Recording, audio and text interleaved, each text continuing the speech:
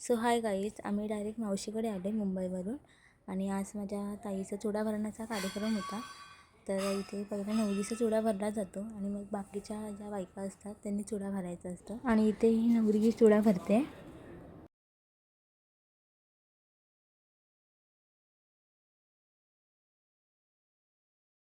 आणि तुम्हाला माहिती आहे, लग्नामध्ये रुखवत ठेवावं लागतं मुलीकडून.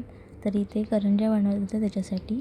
आणि पूर्ण वाडीला संध्याकाळी जेवण होतं, तर वाडीतल्या सगळ्या बायका आल्या होत्या जेवण बनवण्यासाठी. आणि आम्ही मस्त दुपारी झोप वगैरे काढली. आणि आम्ही बाहेरून आचारी मागवले होते जेवण बनवण्यासाठी. आणि मग जेवण वगैरे बनवून झाल्यानंतर मग सगळीजणं रात्री जेवली.